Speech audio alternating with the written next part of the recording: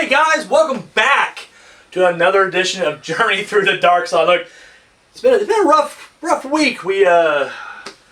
He just watched the match and it's a little traumatized.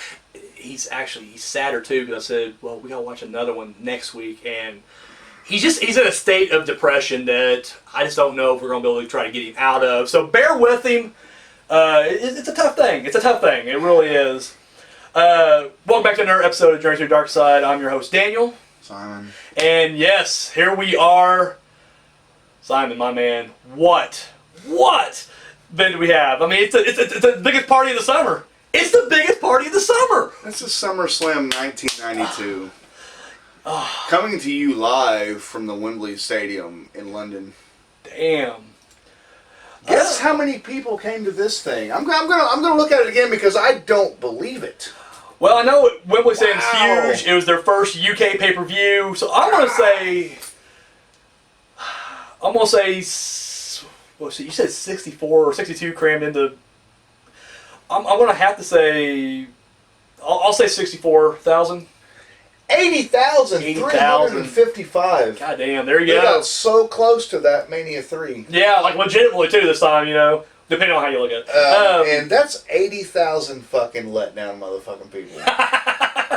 Because they all came for this match. This is the match right here. What was the main event of the evening, though? I don't know.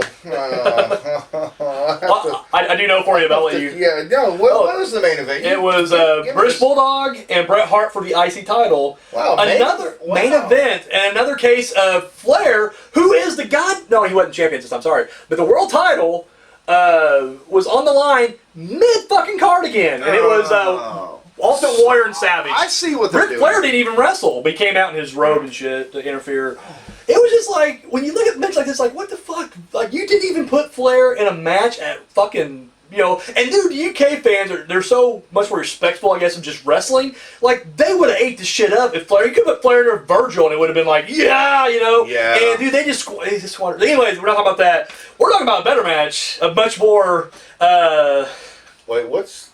Oh, what event are we reviewing? We're reviewing SummerSlam 92, and the match. Okay, sorry. It's Kamala, The Ugandan Giant? Ugandan Giant, with Chee Yeah. and Harvey Wippleman in his corner, going up against the Undertaker with Paul Bearer in his corner.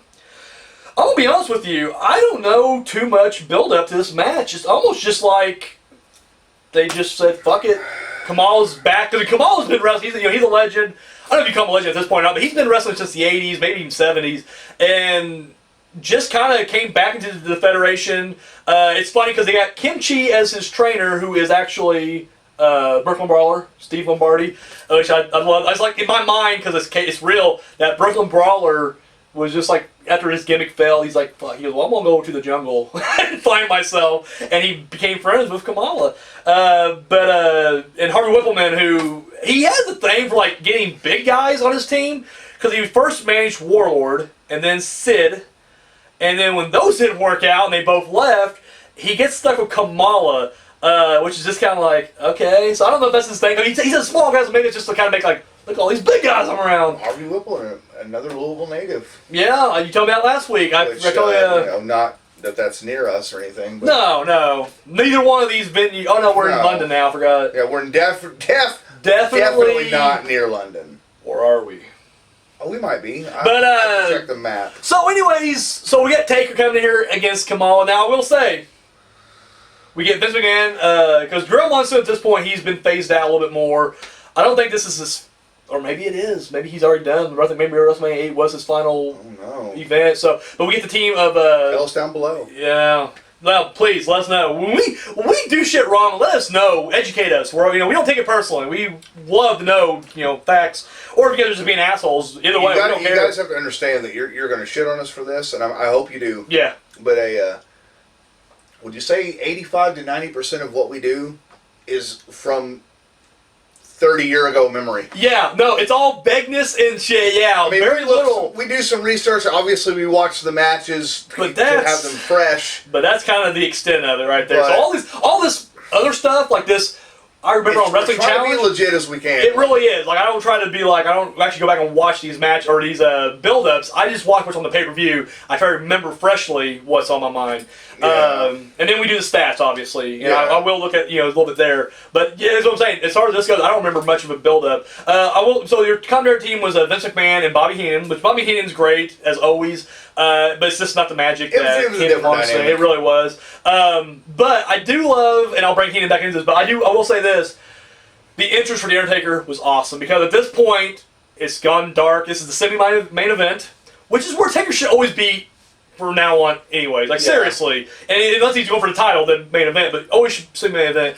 But he comes out, and of course, Paul Bear's walking, but you got a hearse. A British hearse, Dude, by the way. Extremely awesome entrance, and, man. dude, just the visual. Probably, I'd say, again, Yeah, one of my favorites. top 10 Undertaker entrances. Oh, yeah, Maybe easily. even top 5. Yeah. Like, this one had a little more to it than... Yeah, entrance. We're going entrance. Remember that, not match. Entrance. So anyways, but he's on the back of that thing, and dude, it looks so badass. Once again, probably my favorite version of the Undertaker song. Like, I mean, I know he's been using this... Yeah, but different variations, but yeah. The simplicity, it's just, the dong... And just the organ, there's no... Perfect, yeah, no extra additives. It was funeral march all the way, like... And once again, the visual of the darkness, the fans going nuts, and the flashbulbs going off, and just seeing Taker taking this ride behind a hearse is fucking phenomenal. Oh, yeah. That's where it is. That's where the good times end. So Heenan mouthing the driver because he's on the wrong side. The idiot's on the wrong side. I love that. It's brilliant. Oh god, Heenan's fucking man. Heenan don't take a day off. No, he really doesn't. The guy's he's perfect. So, anyways, we get to the match. Go ahead. I mean, give some. Is it fair to say? I mean, honestly, I hate to cut you off, but this is pretty much a squash match, though, for the most part. I mean, this is pretty much just Taker just beating up Kamala, because Kamala gets a little bit of offense, but it's just like Taker will no-sell, and then Kamala gets scared, and then he tries to run. I was getting ready to say, that's the thing, that's the only redeeming thing of this match is as Kamala's acting. Yeah, I mean, I was like, it has storytelling, but that's... with primitive, native, savage kind of... Taker out of the equation, like, his matches, he's known to, dominate and be scary, and he's a jungle native, wild man. The Ugandan giant. I mean, that's it. The fearless. So he gets into the ring with Taker, though, and now you see it's a new beast. Legitimate fear. Yeah. And you have his two handlers like, oh, go. Yeah. I don't know. Exactly. He's confused. He hits Taker with a couple of moves, and Taker gets right back up, and he's just like, I don't know. That's the only. God damn it! That's the only redeeming thing of this. So he ends up hitting old school once. He then at one point was it old school at that time? At that point we're in session. School's in session. So yeah, he hits regular school at that point. He hits elementary school, and he rolls out of the ring, or he does that cool like backflip out of the ring thing. But he ends up choking out Chee and Harvey Wippleman. At the same time, Kamala stops him, but then no offense. Like once again, I think at one point does he? I can't because I won't lie to you guys. I get this match and the Survivor Series match kind of mixed up. I won't say he gets thrown into the steps, but he gets right back up. Back in the ring, whips Kamala's fat ass around a little bit more. Goes for the old school again, but this time Chee gets up there, shakes that shit. Taker falls off. Kamala goes to fight, but then Taker fights back, and then the whole match, Heenan's like, I don't even think he can get Kamala up for a tombstone. He gets him up on the shoulder, though, like he's going for it, but then Chee comes in with his plastic hat, his plastic Bob the Builder hat. The pith hat, pith helmet, and he hits him, and that was it, DQ. Ding, ding, ding. Yep. That's it. The match is like 3 minutes and something seconds. There you go. And honestly, the entrance was a lot longer than the match. Yeah. The aftermath of this match is a lot longer, or the fallout, whatever you want to call that, the after-match stuff. And yet the match felt really long. It honestly felt like, goddamn. And the thing is, like you did. I mean, I'll give you props because I really thought this guy's gonna come in and just start sinking it. They did. They were trying to tell a story, but unfortunately, in between that story, there's nothing holding it up. There's no wrestling. And like I said, Taker's. It's a squash match, but see, Kamala's not just. he's not selling it as much. Like he's more doing the scared running thing. Yeah. So it's a lot of cat and mouse with the occasional interference and then DQ endings. So far, Undertaker's 10 out of 10 for story. Oh yeah, but then it drops when he gets in the ring. Then the bell rings. After the match, so he gets hit and he goes after Chee, but then Kamala hits him. Did they hit him with a chair? I don't remember. Doesn't matter. Takes him down, and then he starts hitting him with a series of falling headbutts, and then he ends up going for horrible looking bullshit fucking splash. off the rope. Yes. Yeah. Well, first he hits him with a regular splash. Higher and higher and higher. And hits him with a regular splash, and then one bottom rope splash, middle rope splash, and then Chee is just like, because Chee, Brooklyn Brawler is just like, go up, and he goes up to the top, but every splash keeps getting worse and worse. The top rope flashes, he lands completely on his feet and then falls over. Yeah, it's brutal. But the whole time Taker is initially selling it, and now given this, now once again from a storyline perspective, DDTs can't keep him down for long, chair shots can't keep him down, but goddamn, big fat guy splashing, which will be a reoccurring theme in his career as we go further. Big guy splashing just puts him down for a while. Now, he keeps going for it, and once again, he splashes him, and at this point, I think they may even like busted, Paul Bearer up too. But at this point, he's leaving, and he's like, I want more. He's doing this, and he goes back in the ring. He's not scared anymore. The urn raises, and Paul Bearer sits up, and the best setup. He sits up and just looks over at him, and I'm like, yes! That's the setup that you put in every highlight package, because that's just the most iconic one. But dude, the look on his face, like he freaks out. Kamala is like, oh god! And now he's running, but he's so fat he can't run. That is funny, because as he's running, Taker's just walking and is catching up with him. Like it's every horror movie you've ever seen. Oh yeah. Girls running, tripping their ankles, they're still running, and Jason's just walking. This happens! Kamala is at full speed, running and falling, and dude, Taker's just to the point where Taker has to slow down so Kamala can get through the curtain so he can be like, okay, fine, I can catch up now. Yeah. Brilliant. Once again, opening, the intro, awesome. The build-up, awesome. The intro, awesome. The post-match stuff, but the match itself just kind of falls apart. What's your overall analysis of this match?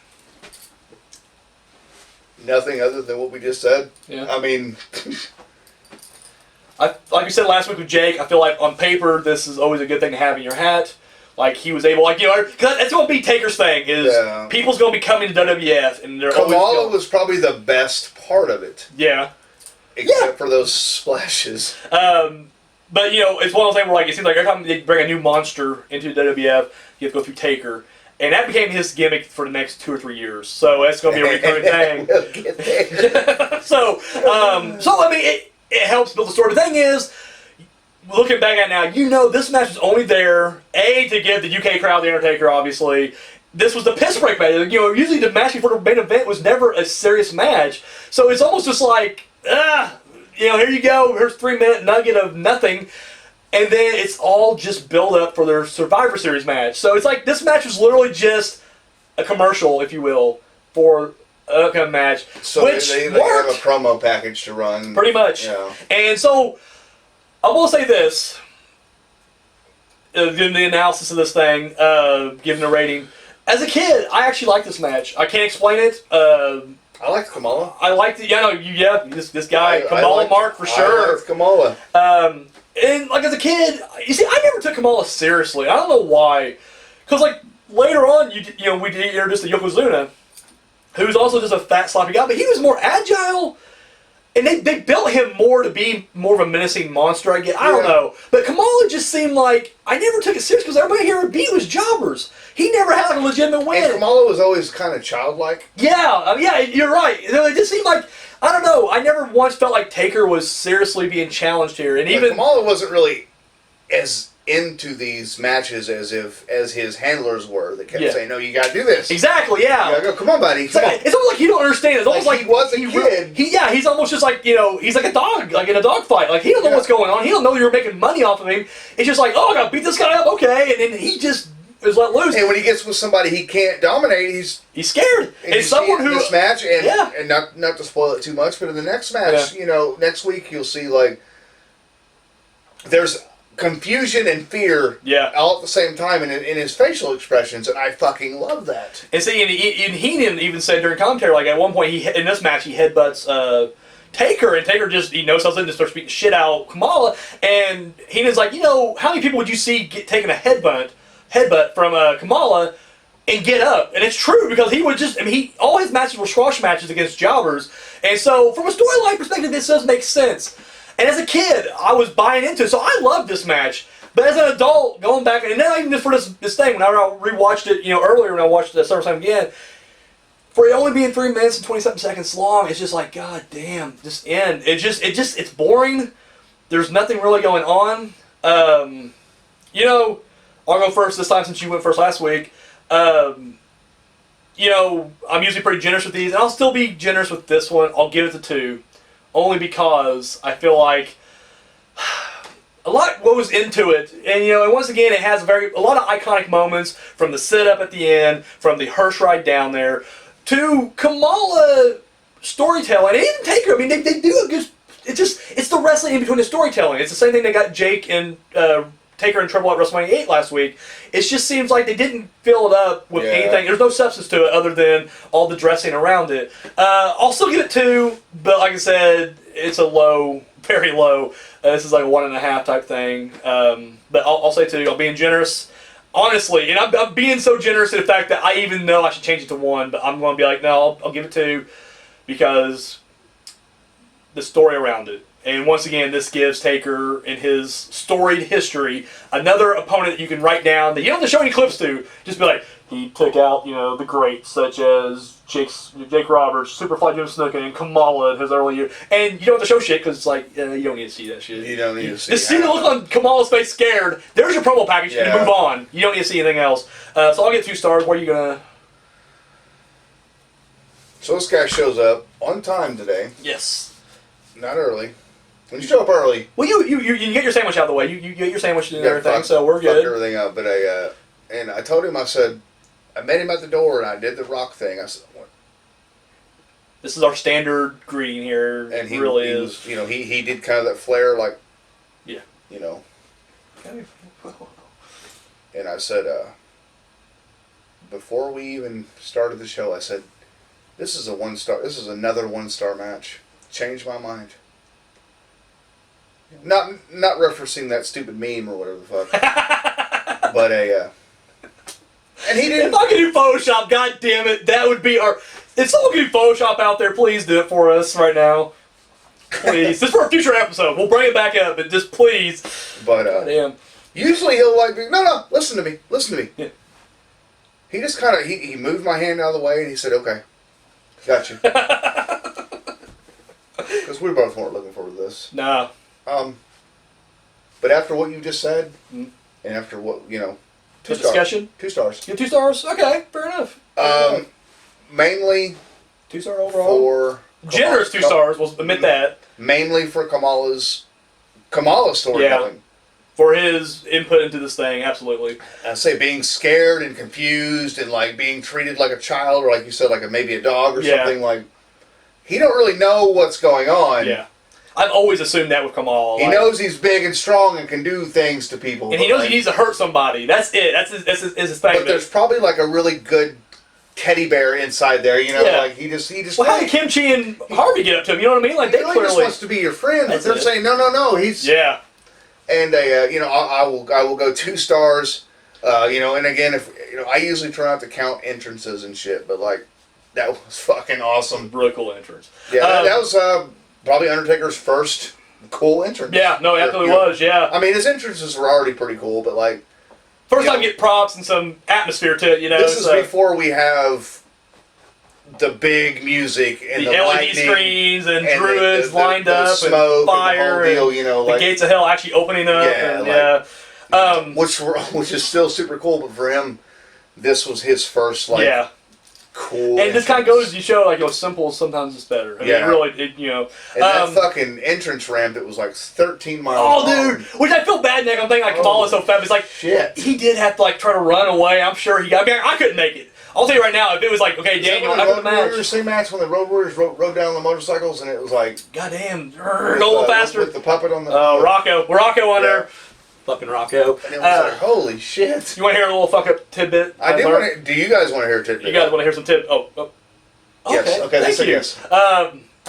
Taker got paid $500,000 apparently for this one match. Whoa. So $500,000. Why wouldn't you just retire? That's what I would do. Kinda, so quickly. Kind of should have. I'm done. Kind of should have. But anyways. Kamala, $13,000. Which still, that's a good payday for a couple of schlubs from Parts Unknown. But still, it's like, man, Taker gets $500,000. Now I get it. He's a star. Where's your? That does not even sound close. That's what I heard. What Hogan get paid for this? Hogan didn't win. That's why Hogan's gone at this point. Hogan still got paid. Probably. Yeah. But no, Kamala only got $13,000, and I remember hearing in an interview. Now, not this one specifically, but I guess back in the '80s when Kamala and Hogan would have their big main event run, you know, Hogan's making Hogan money obviously, and Kamala didn't get shit. And I mean, compared to even what other opponents of Hogan were getting, it wasn't shit. You know, people will always kind of throw around the Vince has always been kind of secretly racist kind of thing. It's like, maybe.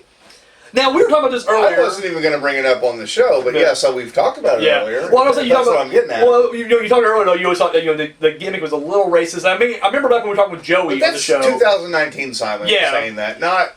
But I always feel like this gimmick was never racist for me, whereas Saba Simba is, because once again, we saw Tony Atlas, the wrestler, as a guy who can talk. His nickname was the Black Superman. He had his own gimmick. And then they're like, oh, no, you're an Islander savage from Africa. That's your gimmick now. It's like, no, that's horrible. Whereas Kamala, I've always seen him as Kamala. Like, I don't know, maybe I did my research. You guys drop down below. I'm assuming when he broke into the business, he probably did have a couple of gimmicks before. Yeah, he was in Memphis, I think. Oh, was he? Cornette talked about, like, when they went out and search the jungles of Africa. Yeah, okay. So that's what I'm saying, yeah. So I've always known him as Kamala.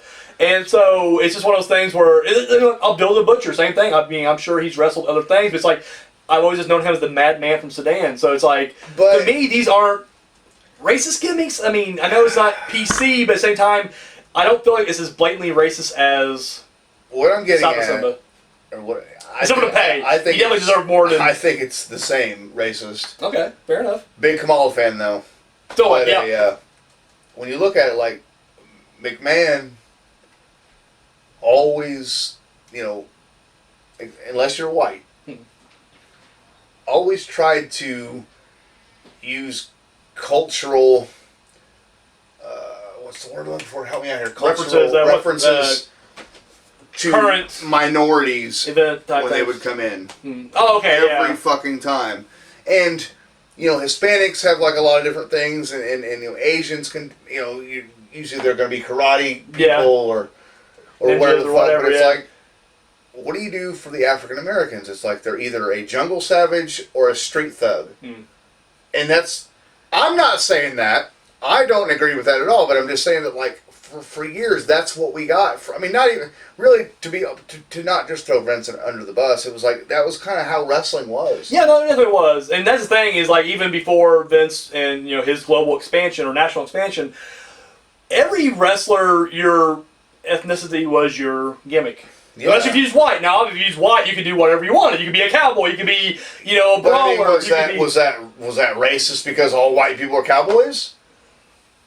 Virgil would want to be a cowboy. He'd be Curly Bill. Yeah, but he also played a fucking manservant, goddamn butler. And has his best gimmick, too. Isn't that the bad thing? Isn't that the sad thing? A millionaire. Yeah. A white millionaire.